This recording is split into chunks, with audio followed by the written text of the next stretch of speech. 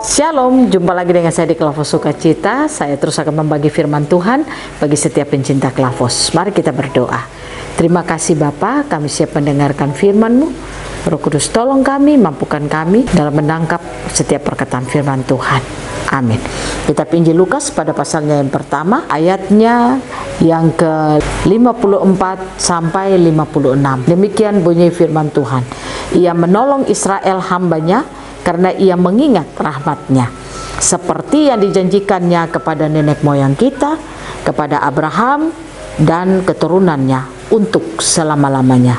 Dan Maria tinggal kira-kira 3 bulan lamanya bersama dengan Elisabet, lalu pulang kembali ke rumahnya. Demikian jauh bacaan firman Tuhan. Pencinta Klavos yang diberkati Tuhan, tak akan mampu untuk memuji-muji Tuhan di dalam kehidupan kita, memuji kebesarannya, memuji keagungannya, kalau kita mengalami akan apa yang Tuhan janjikan itu di dalam hidup kita. Saya ingin katakan kepada saudara, jangan menjadi orang Kristen yang hanya berkata Tuhan itu baik, Tuhan itu luar biasa, Tuhan itu dahsyat, tapi sebenarnya saudara tidak mengalami hal itu di dalam hidup saudara. Saya ingin mengajak kita, mari kita belajar untuk terus membuka hati kita kepada Tuhan.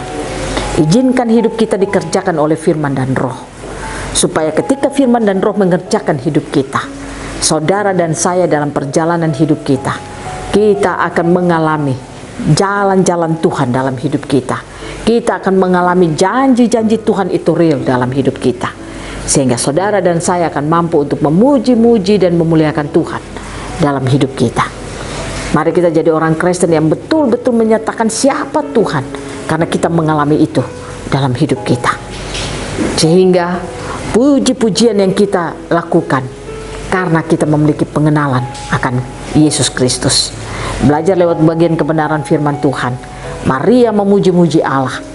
Dia katakan, ia menolong Israel hambanya karena ia mengingat rahmat-Nya, seperti yang dijanjikannya kepada nenek moyang kita, kepada Abraham dan keturunannya untuk selama-lamanya. Maria memberikan kesaksian bahwa Allah begitu setia kepada janjinya.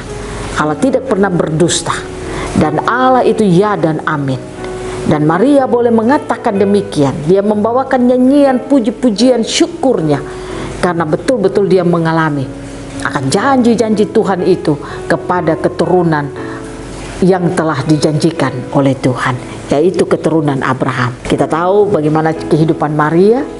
Dia memberikan akan kehidupannya menjadi tempat di mana bayi Yesus itu tinggal.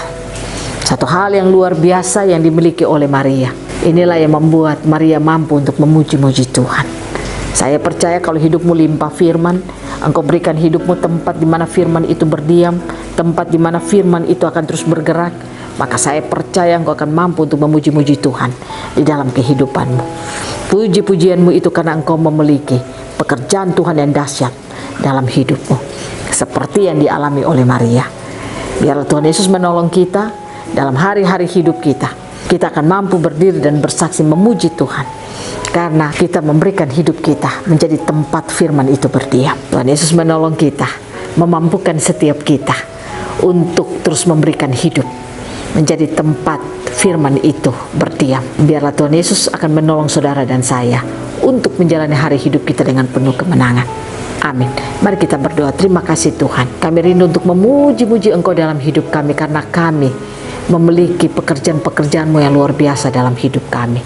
Terima kasih Tuhan, seperti Maria memuji Engkau, kami pun rindu bisa memuji Engkau, karena kami melihat pekerjaan-Mu yang hebat dalam hidup kami. Kami rindu Roh Kudus terus bekerja bagi kami untuk menangkap dan menerima firman. Amin. Shalom, Tuhan berkati kita semua.